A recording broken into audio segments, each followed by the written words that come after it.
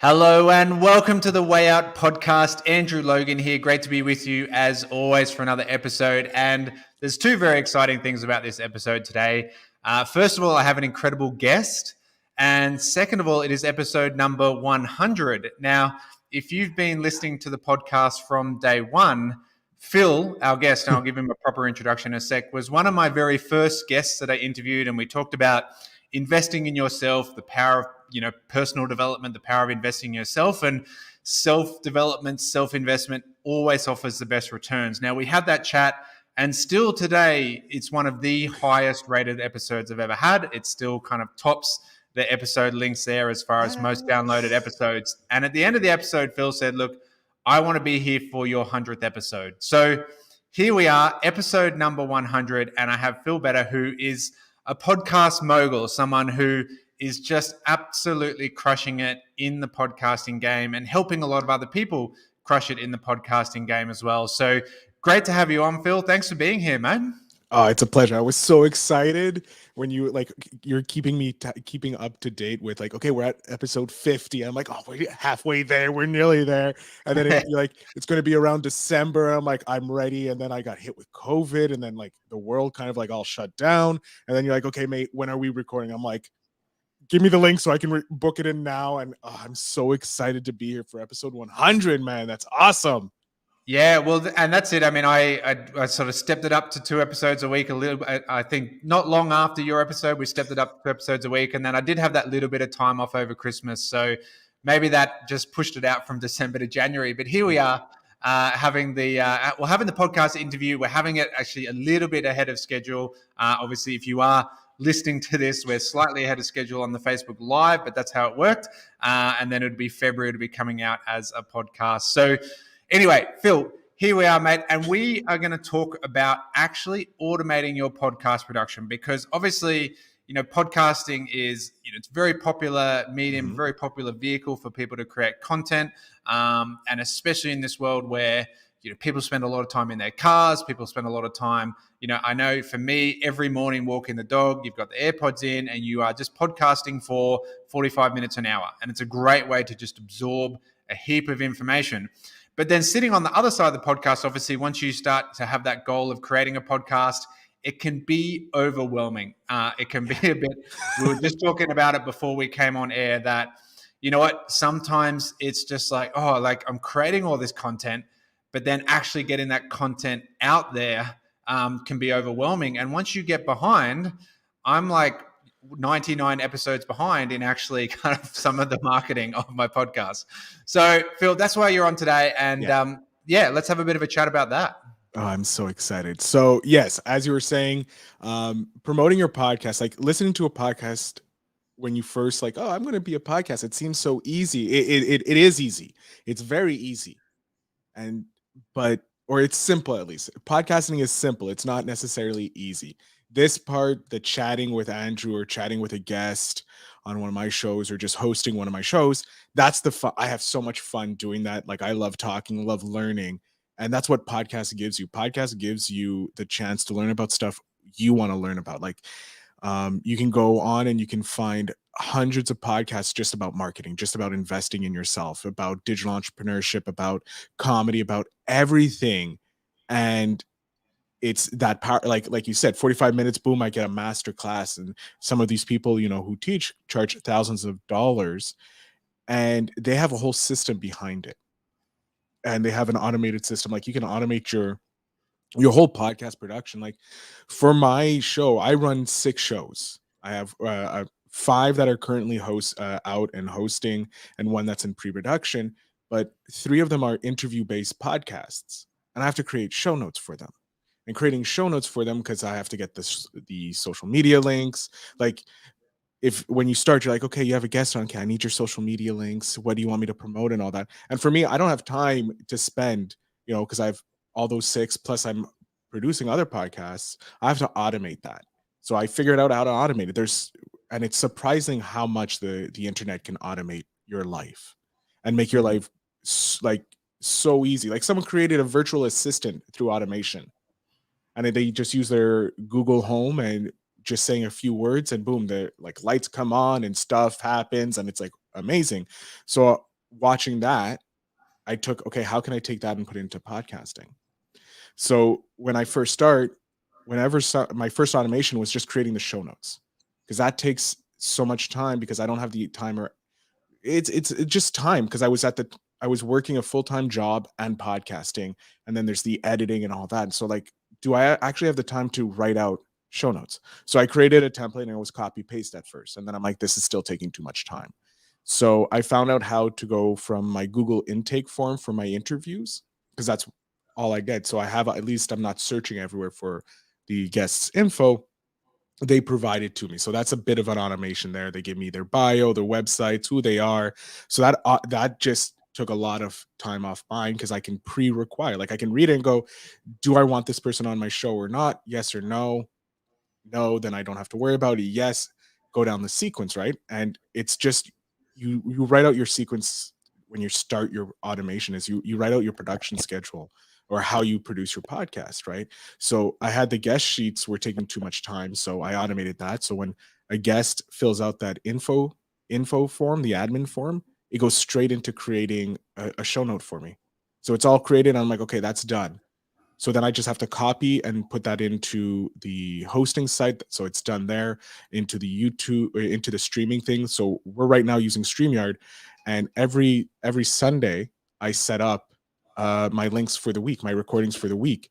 And so I already have all the notes there. So I just copy post it there, and it's done for me. I'm Mm. already ahead. I've taken something that used to take me hours in a week. I've pretty much condensed it into an hour a week, because it's every Sunday. I sit down. It takes me an hour, because I just go, I created an automation that creates a new folder that says the week of this, open it up. All right, clack, clack, clack, copy, paste, copy, paste. It's done. And I don't have to worry. It's all scheduled for my hosting. Like we were talking just before, my podcasts are scheduled to March 9th on one of my shows. Like I don't have to upload. I don't have to touch it. I don't have to do anything to it, because it's uploaded already to March. So I know the podcast, whoever is already subscribed, will get their content for each one of my shows up until March 9th. And I don't have to worry about it, because I've automated that with the scheduling and the other sequencing behind. And it just frees up so much time to concentrate on the other side.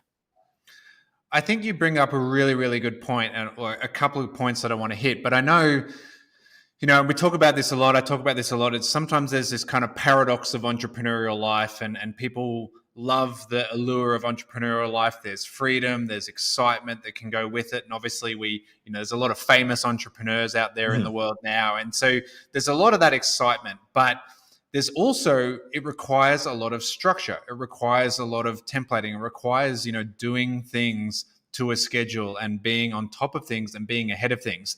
And, I always remember my background was physiotherapy. Now, when I got into physiotherapy, it was all about, I wanted to travel with teams. I wanted to be that physio on the side that, like runs onto the field when the athlete injures himself and they get to travel the world. And I got to do an element of that. I did get to experience some of that throughout my career. But really, like in the day to day, you had a schedule and you went in and you knew that like Phil was coming in at 8 and then John was coming in at 8:30 and then Angela was coming in at 9. And you had to work to that schedule, because if you just said, hey guys, I'm a physio, just show up whenever, you just show up whenever and I'll treat you.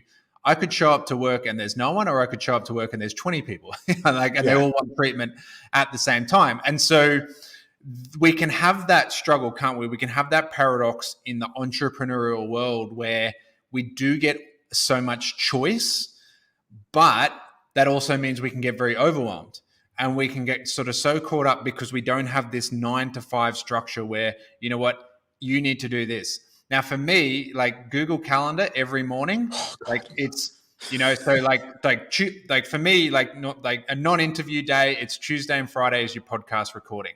So Mhm. like every Tuesday morning, my Google Calendar is like, record your podcast today. Like it's telling me like, make sure you do this because you've committed to 2 podcasts a week. So, in interview situations like this, obviously you work around each other's schedule and you create the interview, but everything needs to be scheduled for me, because otherwise it's like, oh, hang on.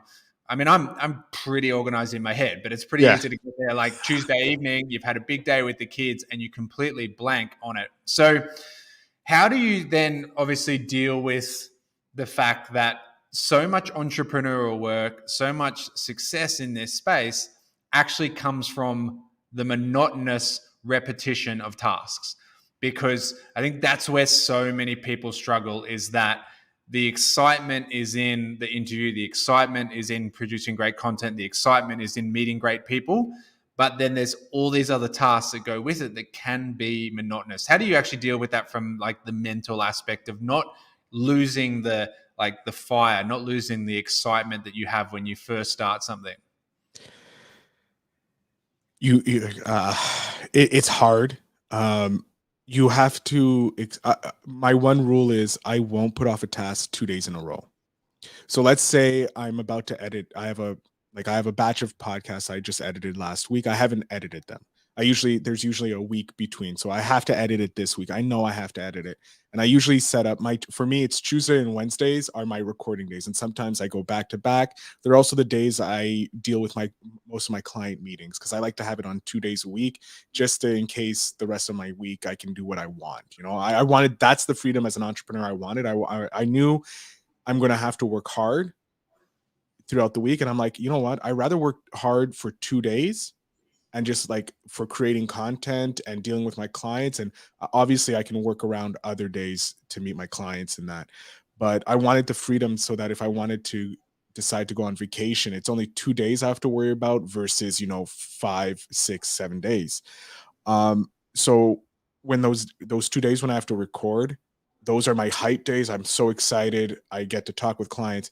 And then the rest of the week, it's like, okay, I have to edit 3 episodes today because I'm a one-man team and I hate editing. It's the worst thing. So what I've done is I've automated as much as I possibly can.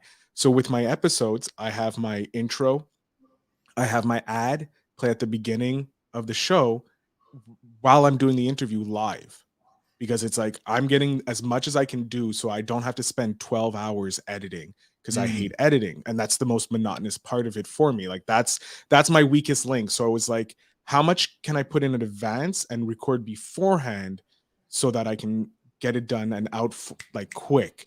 And so at first it was just making a template of an intro and outro, just the audio, and just copy the episode, put it in, and boom, it's done. And then it's outro. And then I was like, I can be more efficient with my time. Work smarter, not harder is my motto. And then like we're using StreamYard, so you can upload videos. So before I go live, I have a overlay that says, "Hey, the show's going to start soon." I start it. I wait about a minute so everybody gets the notifications. I hit my video for my intro. Boom, the intro goes live. People are excited. Boom, I'm on the screen, and I go straight into the interview. So those are for my live shows. So that's done. And even for my pre-recorded, like my interviews with entrepreneurs on that are never live with an audience, because I don't want to make anybody feel uncomfortable if there's any situation that happens. Podcasting stuff happens, so I don't want them to feel embarrassed if anything happens. So it's like, this is private. If they want to do it live, they can say yes, I want to do it live, and I have no problem. But I've also had situations where guests haven't shown up to the live, and it's like, yay, egg on my face. So unless it's a very important person that says yes, normally they're never live. But the whole thing is the same thing. The video starts at the beginning. I do the interview at the end, the exit, and the episode ends. Boom! It has the make sure you like and subscribe, all that, and then it automatically goes to YouTube. It goes to Facebook if it's a Facebook episode, and then I just download the audio, clean up the audio, maybe tweak one or two little things. So my editing goes from like 15, like used to be an hour for an episode, down to like 5 minutes. And so it's like, okay, that I can do. It's just getting that motivation to get to that point. And so what I say is, if I'm going to edit on Thursdays, I can't say no. And I skip Thursday, I have no choice. Friday, I'm editing. So I'm allowed one day to say, no, I'm not going to do this, but I have to replace the task with something else. So it's either a household task, a personal task, like, oh, Phil, you're not editing for 45 minutes to an hour. You have to do yoga, or you have to go for a walk, or you have to do something that's not fun based. Like it's a task that needs to get done around your place, so that you're actively doing stuff and you're not wasting your time. Because like you said, without that 9 to 5 structure, it's very hard. Like when I first started, I was like, I'm going to do everything. I can do anything. I don't do anything all day. And it's like, oh, and I was getting guilty, and things would pile up, and I would feel all like horrible for my podcast. And that for my client stuff, they were getting it done because it's like, you're paying me, I'm going to make sure that this is done. But for my content, my business, I was failing. So it was like, okay, I have to figure out how I can like live where I have the freedom I want, but I get things done. So it was just the monotonous Mm. things. You have to make deals with yourself.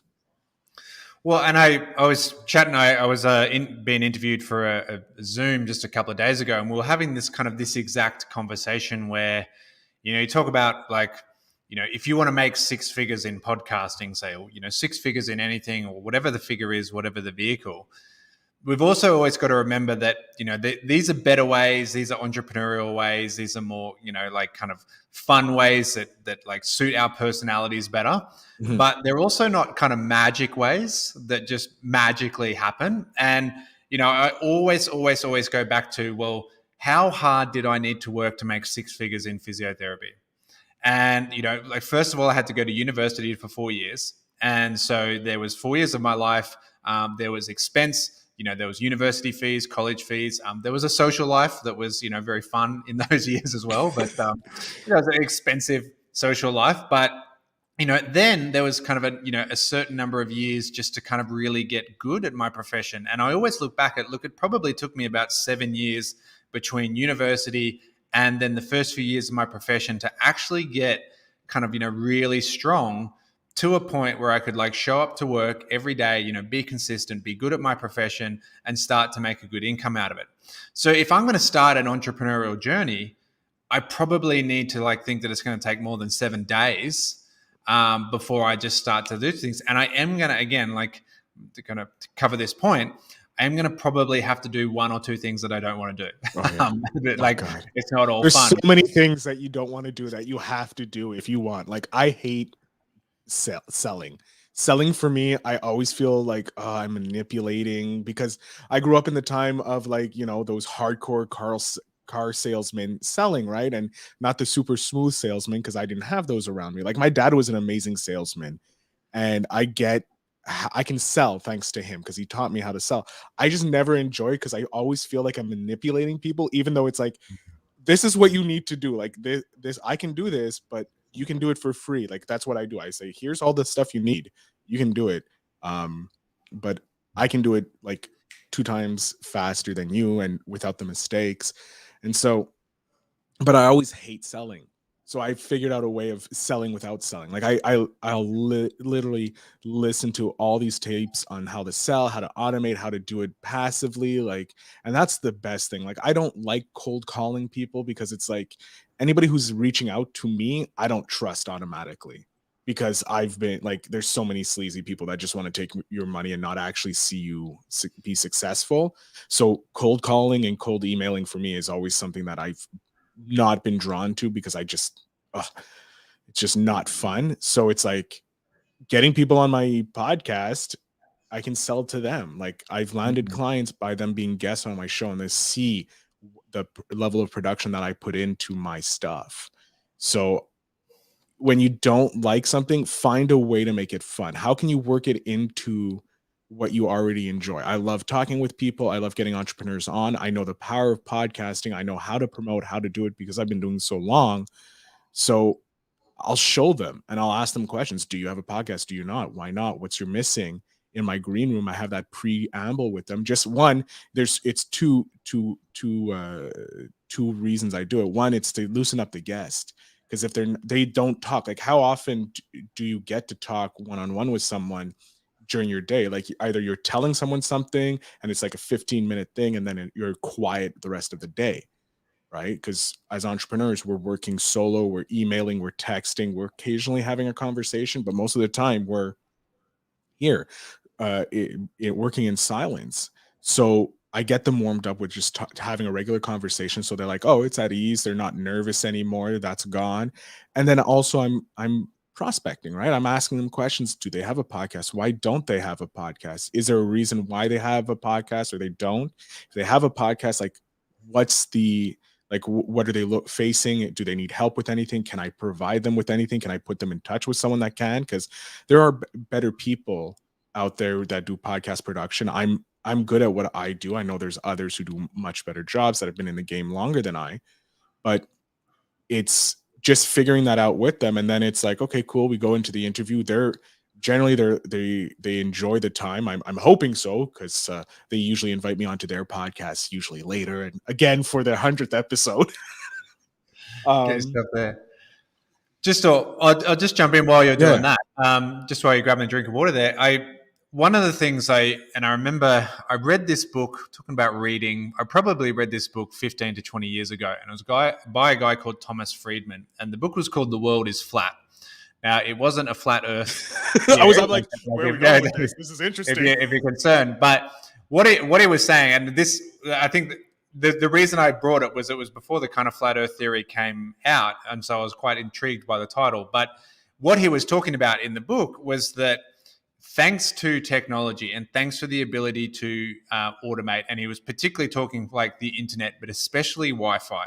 Like when we look at some of the quantum leap inventions in our society, the internet, and then the internet kind of rolling into Wi-Fi, that the field was flattened essentially. Like the field of play was no longer skewed, because for so long it was like, where did you go to university? Harvard. Okay, well, you're in. If you're, like on the beach in Bangladesh and you have nothing, bad luck. Yeah. Whereas now, through the power of, as you say, like these sort of Google templates, through the power of virtual assistants, just through the power of StreamYard, and we can be on here having a conversation that's going out into a few different places all at once. It's then going to become, content that we can put into a podcast. And we're doing all this, and anyone in the world can do all this. Like with the, a basic microphone, a laptop, and an internet connection, essentially anyone in the world can do these sorts of things.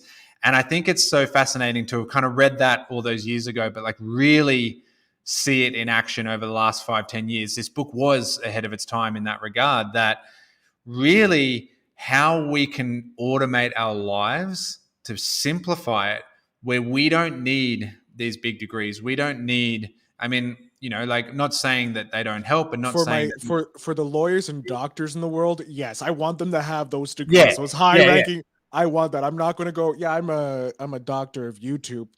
No, I'm going to wait for the doctor of Harvard, please.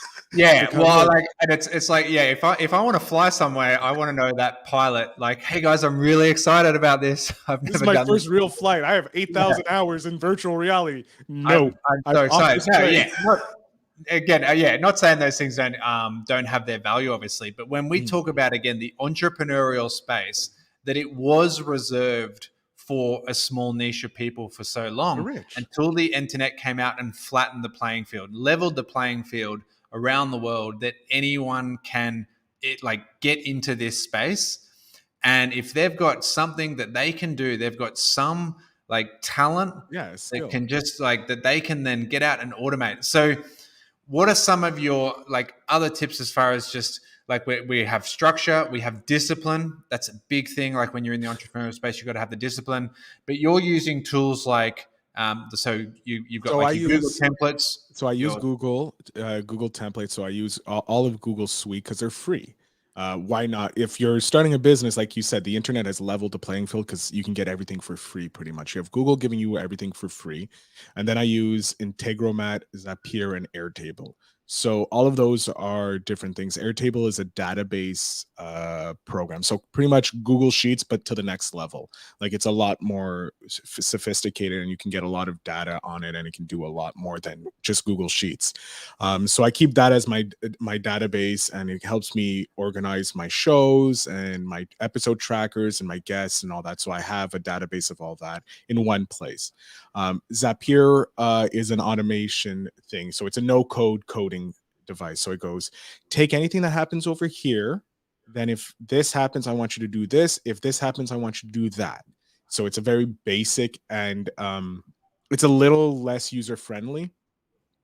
And so I can use it. I understand it. I love learning about technology, math, and coding. That's something I'm always interested. I can't code because it's a lot more technical than I'm used to, but I do have the basic understanding. I did take a few computer programming classes in our what we call CGIP, so between high school and university. So like I understood how to work it, but like some regular podcasters didn't. So I was like, okay, let's find something that's a bit more intuitive. And then there's this tool called Integromat that is literally kind of like drop in place. And Mhm. you click on it and you can write, it tells you everything, fill out this, fill out this, fill out this. And then it goes, okay, then you want to do this and then this. And so I've connected it to a Google form. So it does do my show notes, and then it creates my email because I send out an email for one of my shows that goes live, sends out, it creates the template for the email, and it also schedules the email for me. And I'm slowly now learning how to connect the RSS feed to this social media sequence that I found that will actually create the blog post for the episode, create the email for it, and as well post to your different social medias with an image. So I'm playing around with that, and those tools save me so much time, and it's also increasing my knowledge because it eventually I want to create my own SaaS, like my own software as a service business. Like that's one of my eventual goals. So I'm learning now so that when I can have all these things set up, so that when I launch my business, it's already the bare bones model of it is already created. And Mm. so yeah, those are the tools I use. And Google Calendar, I swear by it. Like if I did not have Google Calendar telling me like my Mondays are like, okay, what time can I go to bed at? Because maybe I need to stay late to edit or create photos or whatever it is for clients or my own. So I look and it's like, okay, I know I have to be in bed by this time because my day starts at 10 a.m. On Tuesdays and Wednesdays, 10 a.m. is my start day. If do I have an interview at 10 a.m.? Hopefully I do. And if I don't, then it's like, okay, I can stay up a bit later. But like Google Calendar, Integromat, and Airtable with Zapier are things I swear by because those tools save me so much time. Or you can get kids and they just wake you up when they're ready. Like Yeah, that. no, I'm not ready for that. I'm not ready for that. I have a That's what we nephew. discovered. They just wake you up. Like you don't Yeah, need an so I alarm clock hear. So anymore. I hear. Yeah, but I think, and again, it's there's always that paradox, isn't it? That for someone listening, maybe just while Phil was talking about some of those internet tools and some of those kind of like apps you can use, etc. Like my head hurt, and I was like, oh, my head hurts, and I love to read really great books, and there's a great book about called Building a Story Brand by Donald Miller, and he talks about the story of your business and how all the great successful businesses out there, the great successful entrepreneurs, etc.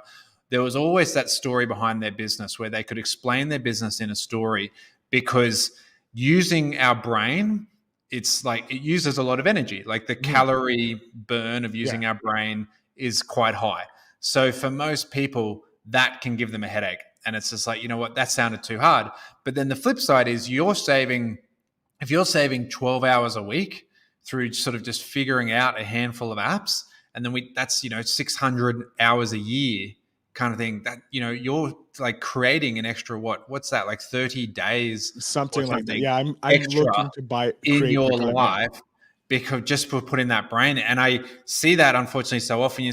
People say, oh, like I want more freedom. I'm like, look, read these couple of books, and they're like, oh, I'll just go back to work. And it's like, but why not just use that little bit of brain power in the front end? And yes, it's hard. Like, yes, the learnings that we go through every day are a lot, but the benefit at the end of the day of creating that freedom, and that's one of the challenges, isn't it? That we need to pay for success up front.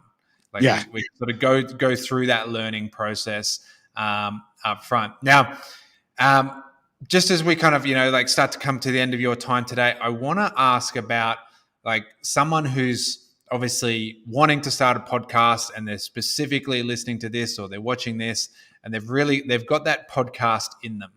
They've got a story to tell. They're building that story brand. They've got a story to tell the world. What are some of the couple of tips that they can use or some of the resources they can use to get themselves going?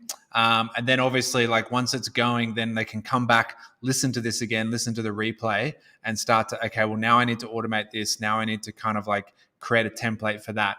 How do they like get themselves going in the space? All right. So the first thing you want to do is you want to create you first want to pick your niche. Having a niche is the most important thing, knowing what you're going to talk about. Like, you are creating financial freedom through network marketing. You could have stopped at creating financial freedom. You're like, no, I want to specifically target people in the network marketing because that's my niche. That's who I'm going. So you niche down to be the biggest fish in the smallest pond. That's what you want to do. You want to niche down until it hurts, because you're like, I don't know if people are actually going to listen. If you fear that no one's going to listen, you're small enough. You're at the base level. Once you've done that, you want to create your ideal listener. Who is the one person you want to listen to this podcast? That's it. That's the only person you care about. So you know they are in your niche, down into the sub niche. And then you're like, okay, what's their age? What's their name? Like, go create the character like they're a living, breathing person. Like, give them their wants, their loves. Are they married? They're not. You go through that. Once you know that, you know Sorry, exactly. sorry, I don't want to break your role, but I just want to jump in on that point of the sub niche thing, Yeah. because it is so important. I want to hit that because I have this conversation with people regularly that, you know what, if I just say I'm going to create financial freedom, it's a bigger ocean. But the flip side is that there's so many other people out there. And that's what Mhm. we've always got to remember, that the fishing is best where there's fewest boats. Yeah. So, in marketing, they talk about like a red ocean versus a blue ocean. There's a lot of people out there with bigger, deeper pockets than you and I who are teaching freedom. They're Yeah. just teaching freedom in general or teaching financial freedom. If you're starting, you want to sub niche down into this point where there's not a lot of other boats around you, because that's where you're going to have far more success. And then that's how you build this specific brand. Because if it's too broad, another friend of mine, Josh, he talks about like the sea of sameness. Like, if you're just in this sea of sameness and you're out there and there's all these other boats, why would people go to you when they could go to Robert Kiyosaki, kind of Yeah. thing? So it's like, well, who's Andrew Logan? Robert Kiyosaki's got 20 books and this and that and that. He probably knows a bit more than Andrew Logan. So I don't want to break your role, but it is No. so important that we can get caught up, as you say, that, oh no, but I want to make people happy. And like, well, look, there's a lot of people doing that Mhm. out there in the world. What if you helped podcasters sleep better so that they can, get more efficiency out of their day, etc. Yeah. Like, let's break that right down to something deeper. Yeah. Yeah, no, it's so true. And like, and I've been reading books like John Lee Dumas, who does Entrepreneurs on Fire, that podcast. He came out with a book, The Common Path to Uncommon Success, and he talks about like sub niching, and marketers talk about sub niching. Like, I was listening to Russell Brand's podcast, Magnetic Marketing with Dan Kennedy, and he talks about it. He talks like, you need to niche down till it hurts, because he tells the story of the best bug spray of all time that kills all these bugs, buys the premium shelf space. It's the bug killer. He knows it kills everything, and he gets like zero sales. And the reason why is because most people were looking for specifically a ant killer, a hornet killer, or whatever. And when he changed the name, his sales took off. Like, it's the best ant killer in the world and can kill all these other bugs as well, like something like that. Mm. When you start off, like, if I see a podcast, like, and I talk to them, like, I talk to independent podcasters, I'm like, so who's your audience? Oh, everybody. I'm like, then no one's listening. Because if your podcast is for everybody, I don't feel special. We're humans. We want to feel special. We want to be part of a tribe. So knowing that this podcast is specifically for network marketers looking to get their financial freedom. So if they're starting, they're somewhere in the middle, or they're at the end, and like, I can get some good ideas. I can listen to this podcast. I know it's for network marketing. Do I fall into the network marketing? Yes. Do I want to create financial freedom? Yes. And then it's like, okay, now I start listening and I'm like, wow, these are amazing people. So I fall into the tribe of the Way Out tribe. And that's what you want. You need to know who your audience member is. And any question you ever have is, will X audience member, my guy name is Colin for one of my shows, I'm like, will Colin like this person on my podcast? No. Bye. Yes. Yeah. Cool. Let's move him down the line. Will Colin enjoy the content in this? Will these questions I'm asking, is this something Colin wants to know about? And it just helps you knowing that one person for your podcast. It's going to 10x you, 20x you, 30x you, because people will start resonating with that ideal listener. Yeah, you talk about the sub niching on the mosquito spray, the bug spray, or whatever. I always talk about Colgate. Colgate, the toothpaste, and they have Colgate Total. And Colgate Total is the Colgate that does everything. But then there's also, Colgate for kids, Colgate whitening, Colgate plaque removal, Colgate, such and such. And it's like, well, why not just have Colgate Total, right? But people don't want the Colgate Total. Total. Yeah, like it's there on the shelf. But if it did cover everything, they wouldn't need all these other things on the shelf. But the reality is, people are like, no, I specifically want my toothpaste for my kids, or I specifically want my toothpaste for whiter teeth, Sensitive teeth, and they whiter teeth. Yeah, sensitive everything. teeth, yeah, all those things, and they go to those ones. And so it's that same concept. Like, that's what I always think of, and I'm like, is this a Colgate Total, or is this a specific Colgate when I'm thinking of things? It's true. So what you want to do is you want to niche down to the smallest niche. You want to create your ideal listeners so that you have those two things, because those are who you're selling to. So if you know exactly who you're selling to, or you're selling your podcast to, they'll be easier to find. Because for me, I'm looking for people who want to start for the digital entrepreneurship. It's like they want to start. They haven't heard about digital entrepreneurship. They've heard about it. They're not sure of it. They want to know more info. So my job is to find as many people making money online, interview them, so that my audience, my Colin, will know, oh, I can try this, or I can do this. So that's my niche. My niche is digital entrepreneurship. Boom. End of discussion. Anybody making money online, I want to interview you. Then it's Colin's going to be happy with that, because he's like, oh, I can learn how to make. Yeah, I've had email marketers, I have SEO, I have podcasters, streamers, I've had network marketers like yourself, investors who just use investing, crypto, load, SaaS marketers. Like, I've had everybody, because they're all people who make money online, and they're all living online. They don't have a 9 to 5. This is their 9 to 5, creating wealth online. So I know every single time. Like, if I have someone who's like, well, I own 14 furniture shops, you're not you're not it. But if you go, I started with Etsy and now I own 14, I want that story, because you went from the digital world to the realistic world. And so I know that's going to be value to Colin, because Colin maybe wants to look at that. Maybe there's a version of Colin that wants to start selling something and have that empire of furniture or empire of something. So once you have those two, the next thing is get as many episodes as you can in the can. Like you said in advance, like, this is an episode we're recording way before it goes out. By having that lead time, having that chance of stagnation of your episodes, one, if ever you get sick or anything happens, you're not missing the consistency, because that is so important. You made a promise when you started this podcast. You made a promise to your listeners that every week, every other day, or whatever the schedule is, you're going to release. And if you don't hold yourself accountable to that, your audience is going to leave you, because they can't trust you anymore. And what you're trying to do is build the trust between yourself and your audience.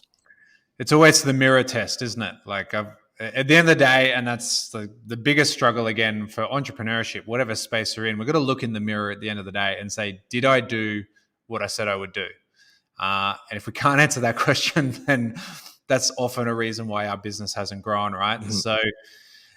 So mate, I want to thank you for your time. Obviously, like I know we could keep chatting, but I want to be respectful of your time on this. Now, someone who does have a podcast or wants to grow their podcast, wants to follow you because you have information that is going to benefit them.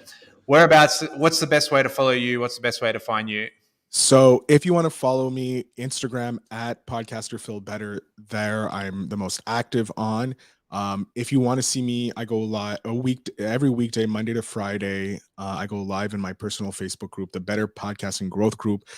Free lessons. This month we're working on growing your email list and automating that sequence. So I'm using different tools so that you guys my audience can learn how to use these tools. And if they want a more deep dive, they can do it. So, and every Friday is a weekly Q&A in there that I chat with my audience. I answer their questions, anything they have. Or if no one joins me, sometimes no one joins me, I'm working. I'll start just doing random tasks and talking to myself, because I'm holding myself accountable. Another way of holding myself accountable to get stuff done is being my audience is being there watching me do my work. So those are the two ways.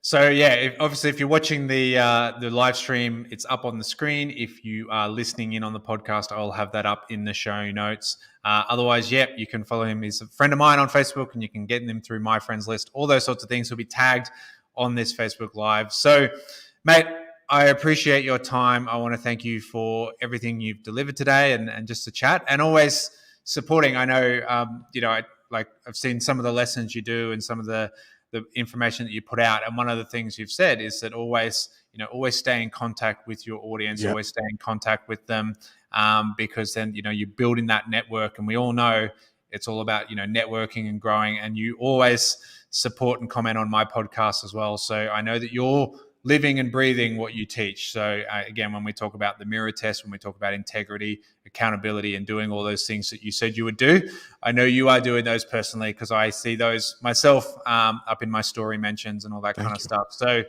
mate, I want to thank you for your time. So guys, again, if you want to get into the podcasting space, you want to develop your podcast, monetize it, automate it, Phil is the guy to follow.